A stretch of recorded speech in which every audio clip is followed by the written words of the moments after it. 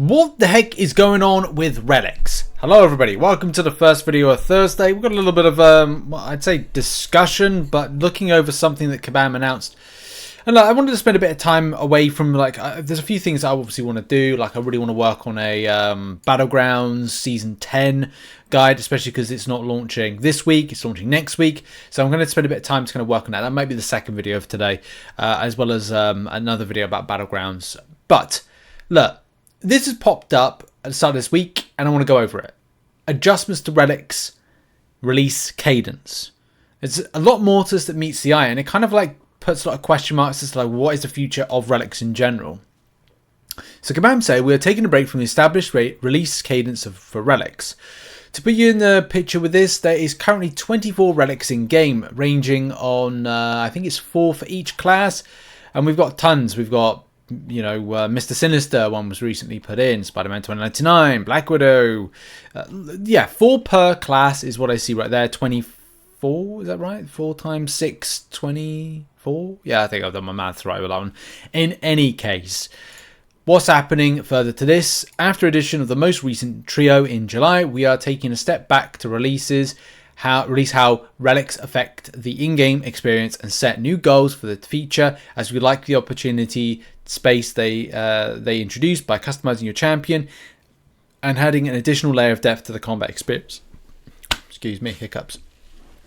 Look, at the moment, my kind of like main take on Relics is that I find them weird. I find them weird because we have stat focus in game, and stat focus is a better customizable feature than Relics have been. Relics serve the purpose as being basically another thing to collect in game with a starage system that's similar to champions.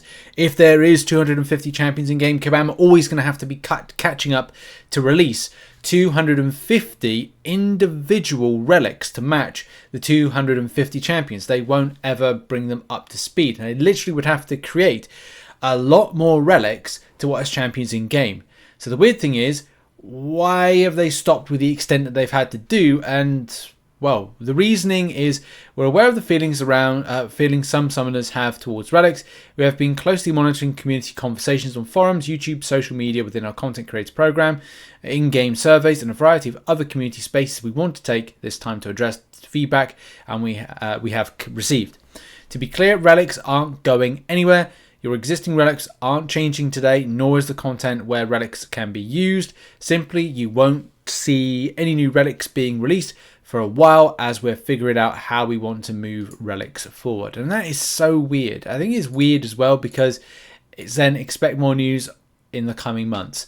Relics have been such a divisive thing within game that I kind of feel like at the point where I'm just about to invest myself into Relics, then something like this happens. And it's kind of weird with this. Like, I've just kind of got my head around the fact that I'm going to have to use these a lot more.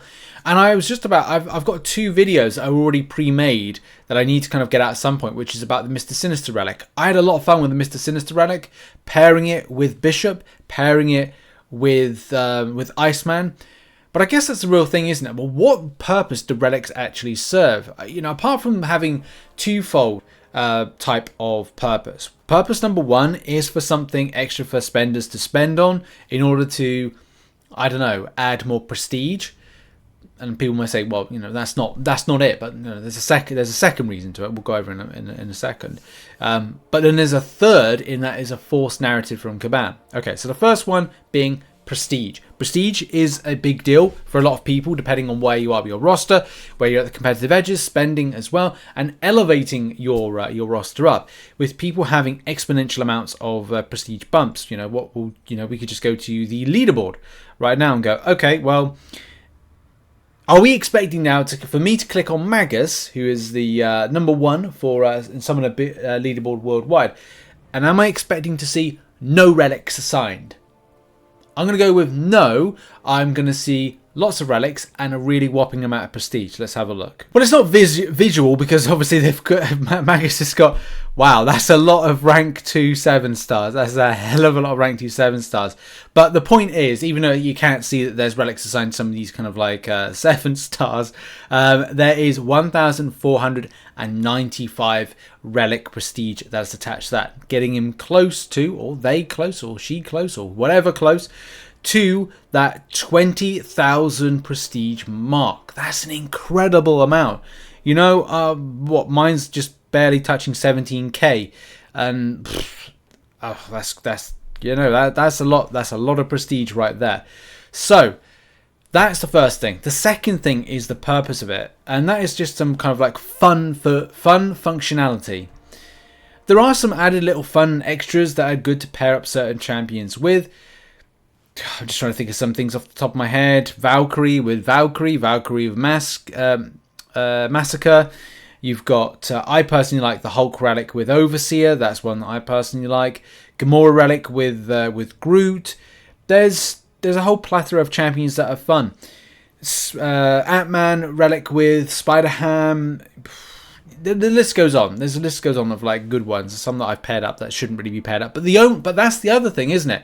One reason that I've paired up certain champions that maybe don't work is that I want to make sure that the champion has a striker ability, because I want to have that extra 5-hit combo into stun and stuff. You know, keeps the momentum going, keeps the aggression high, which seems to be a necessity in the likes of Battlegrounds, where you're like, I need to make sure that I'm getting like a full rotation in. I've got to make sure I'm doing as much damage as possible. I'm going to make sure that I'm keeping the aggression. I've got a 5-hit combo and then back in with another. Boom, hit the relic, hit the striker, back in again with hitting more damage, rotate in, hit with a special attack, boom, game over.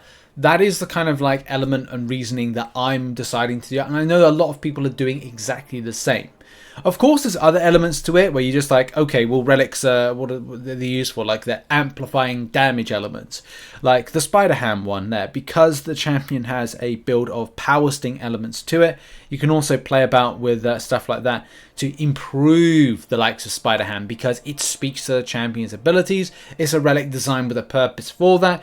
It makes perfect sense. But the third thing, the third element to all of this is the forced narrative that you have to relics being a key thing. Now, from you doing the likes of Act 8.3, for you doing incursions with the nodes, the hacks, so the hacks that are there for that one, for you doing event quest and I think side quest in recent months, you are told the narrative that by bringing in a champion with a relic, you will get bonuses. This again is the issue where some players feel that, and many have said, regardless if you agree or disagree with this, people are feeling forced to add relics to their champions.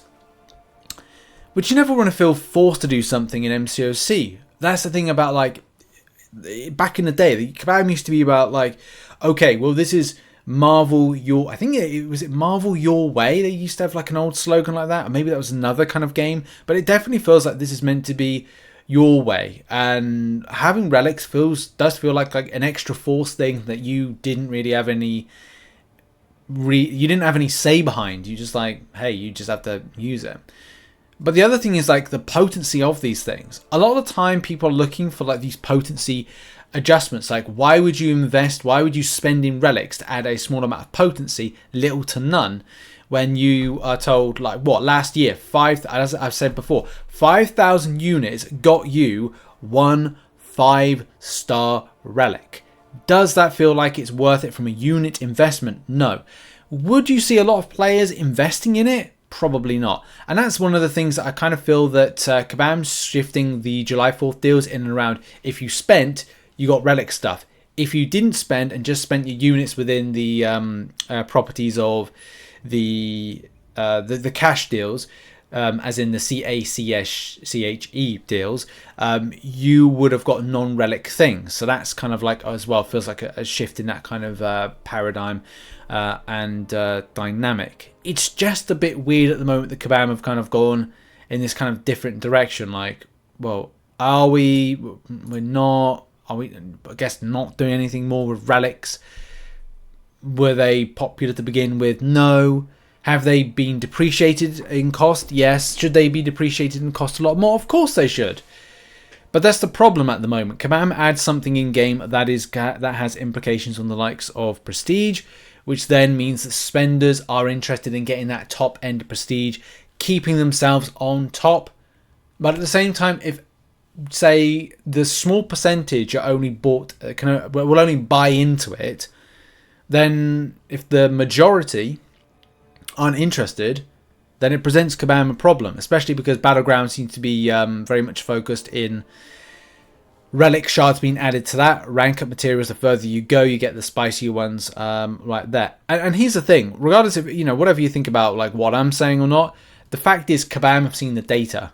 They wouldn't be telling you that they're looking into the way that it impacts the game, doesn't impact the game, interest from players, and put out this if they weren't looking at data which went, yeah, people don't like relics, and we're not getting the kind of response we were hoping to get from relics as well. And as I said, one of the big things for me is that stat focus is a better type of relic-based system. Again, I'm not saying that because it's not. There are differences. There's definite differences. Obviously, the specific abilities, and there's a striker attached. But I would have liked those particular things and stat focus to be something that goes hand in hand, where you get to change and choose and tinker with things within the champion's HUD, which, you're just not. So that's what I would have liked to have seen done with it. Something like this. You kind of go into stat focus and you're able to add more things to this. But look, Relics is all about a extra earner for Kabam. But I think the extra earner for Kabam was not things like Relics. It was indeed pushing forward the 7 stars, and as well pushing forward things like Paragon crystals. That's where Kabam should have focused on making their money, and not on Relics. Unless they added something else in game that was kind of like equally different or interesting. But that hasn't happened since, 7 stars, Paragon crystals, and Battlegrounds as that's improved. But in any case, obviously Relics is still around for now. What are your thoughts? Put it in the comment section down below. Are you sold on Relics? Not sold on Relics still? And what are your takes on this? What do you think? Because people have had difference of opinions on this particular matter. But I find it a bit weird that Kabam aren't, continuing on. But they're taking a break from Relics for a little while. And that's it. Check out some other content located on the screen. All going to be exciting tomorrow. I'll see you later. Bye-bye.